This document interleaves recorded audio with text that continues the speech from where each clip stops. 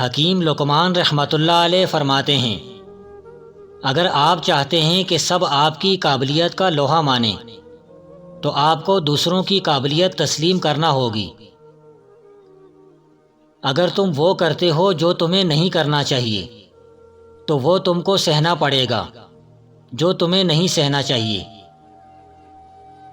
اگر کسی بندے کا مزاج چڑچڑا ہو تو ہمیں فوراً سمجھ لینا چاہیے کہ وہ احساس کمتری کا شکار ہے۔ اگر آپ عقل کی حفاظت میں ہیں تو آپ کو کسی چیز کی حفاظت کی ضرورت نہیں۔ اگر کسی کا دل پاک ہے تو مصیبت کی آمد کے ساتھ ساتھ ان کی مزاحمت کی طاقت بھی اس میں پیدا ہو جاتی ہے۔ اگر تیری دونوں آنکھیں سلامت ہیں تب بھی تو ایک آنکھ والے کو دیکھ کر نہ ہنس، شاید وہ ایک والا تجھ سے زیادہ صاحب نظر ہو۔ جو بندہ اللہ تعالیٰ کے سامنے اپنی عاجزی ظاہر کرتا ہے تو دنیا داروں کی اونچی گردنیں اس کے سامنے ذلیل اور پست ہو جاتی ہیں۔ آدمی اگر عاجز ہو اور نیک کام کرتا رہے تو اس سے اچھا ہے کہ قوت رکھے اور برے کام نہ چھوڑے۔ دل کی سستی کے مرض کا علاج ارادے کے پختہ کرنے سے اور آنکھوں کی غفلت کی نیند کی دوا بیداری اور ہوشیاری سے کر۔ ہر ایک عہد توڑنے والے کو کوئی نہ کوئی شبہ پیش آتا ہے، اور ہر ایک دولت اور سلطنت کے لیے زمانے کا ایک حصہ مقرر ہوتا ہے۔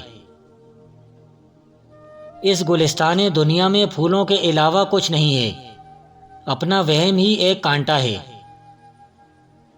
اشتراکیت دو ہی جگہوں پر قائم ہے، شہد کی مکھیوں کے چھتے میں اور چونٹیوں کے پاؤں میں۔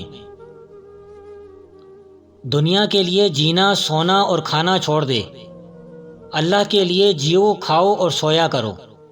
جو بھی کرو اللہ کی ذات کے لیے کرو، کیونکہ یہی چیز ہے جو تمہاری آخرت سنوارے گی۔ جس کے بیکار دوست ہوتے ہیں وہ کبھی دنیا میں ترقی نہیں کر سکتا، وہ ہمیشہ پیچھے رہ جاتا ہے اور دوسرے لوگوں کو ترقی کرتے دیکھتا ہے لیکن خود آگے نہیں بڑھ سکتا۔ جو بھی مصیبت آئے اس کا استقبال صبر سے کرو اور ہر نعمت کی حفاظت شکر سے کرو۔ جو بندہ شکریہ میں کمی کرتا ہے اچھے دوست اس سے آہستہ آہستہ دور ہو جاتے ہیں، نیکی کرنے والے بھی بے رغبت ہو جاتے ہیں۔ بادشاہوں سے ہرگز ہرگز مت خوف کھا، اور خوف کھانا ہی ہے تو بادشاہوں کے بادشاہ حق تعالیٰ سے خوف کھا۔ بہت سے ذلیل لوگوں کو ان کی عقل نے معزز اور با اعتبار بنا دیا، اور بہت سے عزت داروں کو ان کی جہالت نے ذلیل و خوار کر دیا۔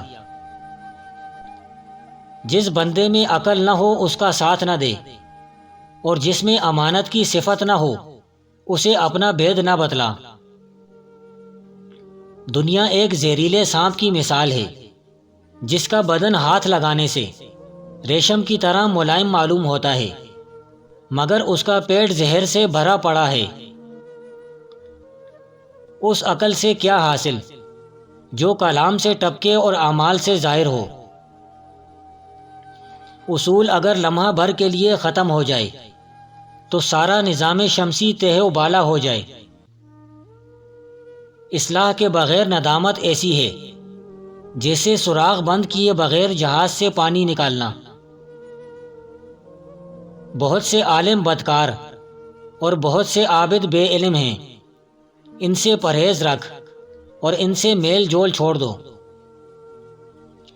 کتابیں علماء کے باغ حکمت، بزرگوں کی ریاضت اور علم ادبا کی خوش طبعی کا سامان ہے۔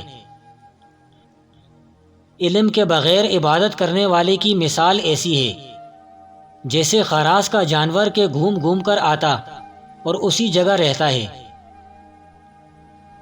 اللہ تعالیٰ کی عبادت میں مشغول ہونا بڑی مفید تجارت، اور اس کی رحمت کا طلبگار رہنا اعلیٰ درجے کی کامیابی ہے۔ سب سے پہلی عبادت یہ ہے کہ انسان مصیبت میں صبر کر کے اللہ تعالیٰ کی طرف سے مدد کا منتظر رہے۔ جو بندہ 4 چیزیں روز کھاتا ہے وہ زندگی میں کبھی موٹا نہیں ہوگا۔ لیموں کا رس، کھانے سے پہلے کھیرا کھانا، بڑی الائچی دودھ کے ساتھ، نہار منہ خشک کھجور کا دانہ۔ سب سے اچھا اور عملی شکریہ یہ ہے کہ خدا داد نعمتوں میں سے دوسروں کو بھی دے۔ آدمی کی عقل اس کے کلام کی خوبی ہے۔ جب اللہ بندے کو اپنے قریب کرتا ہے تو اس پر بہت ساری مشکلیں اور مصیبتیں نازل فرماتا ہے تاکہ انسان اللہ کی دی ہوئی آزمائش پر پورا اتر سکے۔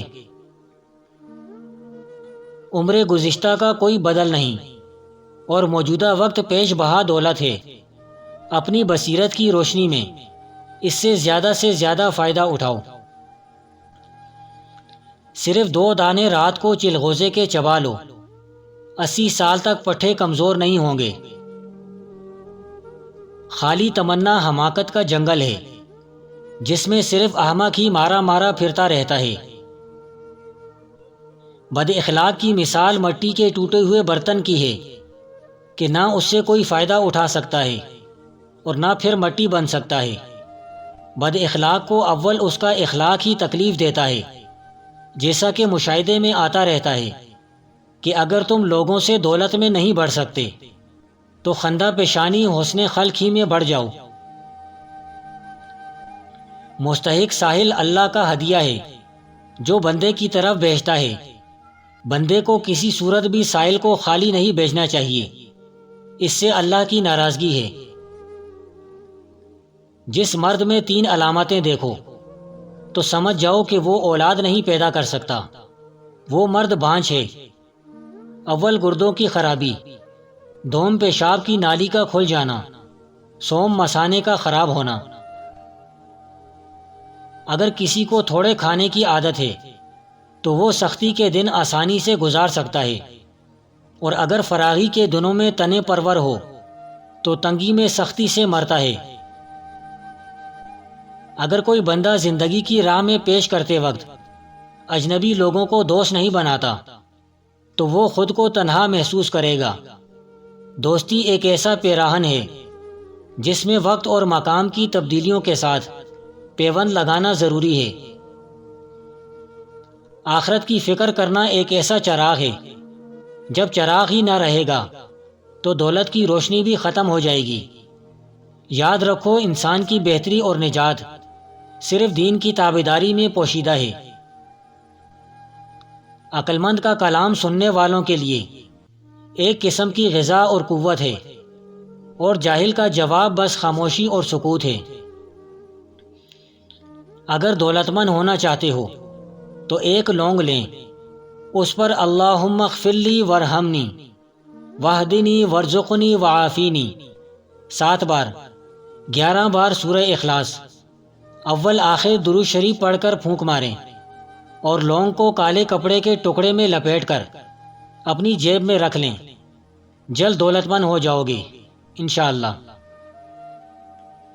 جو انسان 1 سال تک صبر سے کام لے گا اس کی تمام پریشانیاں اور مصیبتیں ختم ہو جائیں گی۔